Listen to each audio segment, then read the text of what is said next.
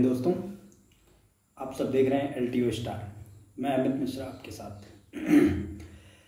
अब मैं आप सबको बताते हुए बड़ा खुद को बहुत प्रसन्न महसूस कर रहा हूँ और कुछ नसीब भी महसूस कर रहा हूँ कि मैं आप सबके बीच लेके आ रहा हूँ एक सीरीज जिसका नाम है बलिदान सीरीज का हमारा मुख्य जो मतलब है, मोटिव है, वो मतलब ये है कि हम अपने भारत के जो स्वतंत्रता सेनानी हैं, जिन्होंने हमें आज़ादी दिलाने में अपना महत्वपूर्ण योगदान निभाया है, उन सब की कहानियाँ आप सबके मध्य लेकर आए। जैसे 1857 सबको याद होगा, मंगल पांडे। 1947 15 अगस्त महात्मा गांधी। लेकिन उनके बीच में लाखों लोग शहीद हुए, हजारों लोगों को फांसी पर चढ़ा दिया गया, अनगिनत करोड़ों लोगों को मजदूरों की तरह पीट पीट कर कोड़ों से, पट्टों से और घोड़ों की नाल से कुचल कर मार दिया गया, जिनके बारे में हम नहीं जानते। हमें सिर्फ एक चीज़ बताई गई है, एक चीज़ रटाई गई है, दे दी हमें आज़ादी बिना खड़क बिना ढाल, साबरमती के लाल तूने कर दिया कमाल। इस तथ्य में पूरी सत्यात्मकता नहीं है।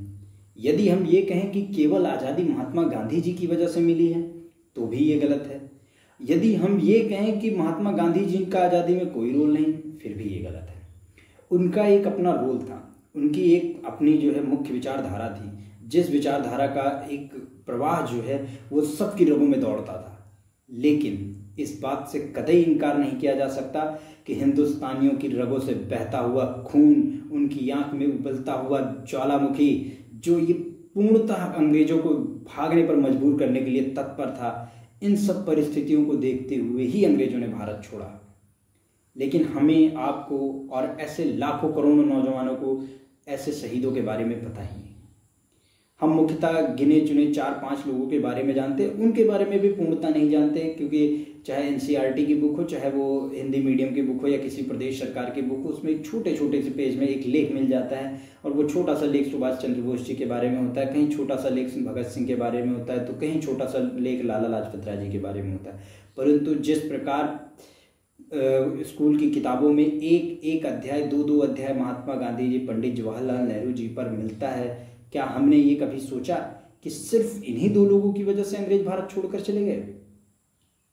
तो हमने हमारे दादा, हमारे पुरखों से, जो पूर्वजों से जो सुना, वो क्या था? फिर वो शहीद कौन थे और कहाँ गए?